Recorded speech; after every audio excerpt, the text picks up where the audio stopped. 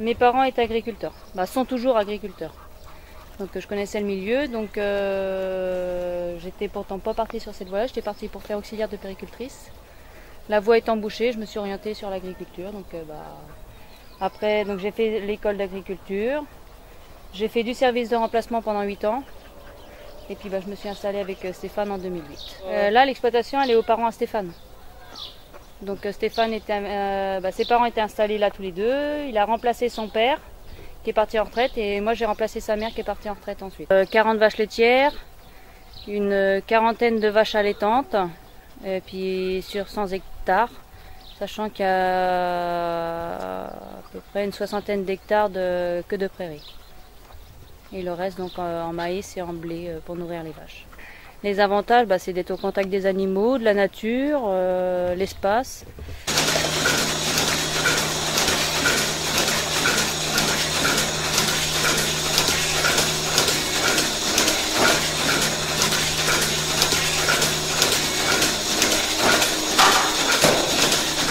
Plus ça va, plus c'est dur. C'est pas fait pour aider les jeunes à s'installer, on va dire. Il faut toujours avoir plus pour gagner autant. Donc on a toujours plus de boulot. Au final, oui. Ah oui, au niveau, déjà c'est un coût. Au niveau administratif surtout, parce que l'administratif aujourd'hui, rien ne se fait sans. Donc il faut toujours être informé en temps et en heure, de façon à ne pas se faire dépasser, quoi. Non. Encore, nous, on est pour une vieille génération, donc on n'a pas connu... Non, mais on voit bien ceux qui ont une cinquantaine d'années, ils n'ont ras-le-bol, ils sont contents d'arriver au bout. Ils ont connu des années meilleures.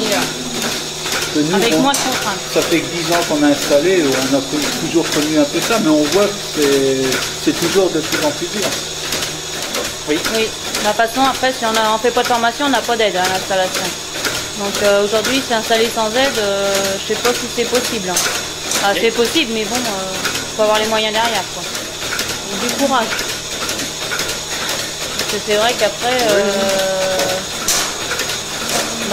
il faut lui faire voir les inconvénients du métier aussi, quoi. Parce que on voit toujours ça tout beau, tout rose.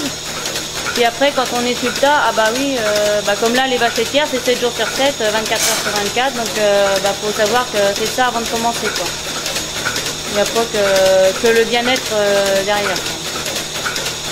Il faut savoir faire des concessions.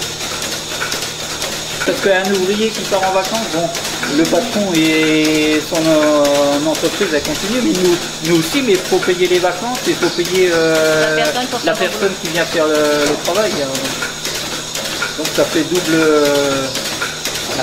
somme. On préfère partir plusieurs fois, une journée dans l'année, que de partir plusieurs jours assez tôt. Oui, si on n'aime pas, c'est pas la peine de le faire. Comme tout métier, de toute façon, après si on y va contre cœur, ça peut pas aller. Non, mais aujourd'hui on voit quand même beaucoup d'éleveurs qui arrêtent les animaux pour faire de la culture ou parce qu'ils voient qu'il a trop de contraintes avec les animaux. Ils veulent avoir du temps libre. C'est évident, les horaires des loisirs ne sont pas forcément nos horaires à nous. Souvent, c'est aux heures de traite, quoi, parce que les loisirs, c'est fait pour les gens qui sont à l'usine, quoi. Donc souvent, c'est à partir de 18 h le soir. À partir de 18 h le soir, on est à la traite. Les avantages, c'est d'être toujours ensemble, oui, ça c'est sûr. Après,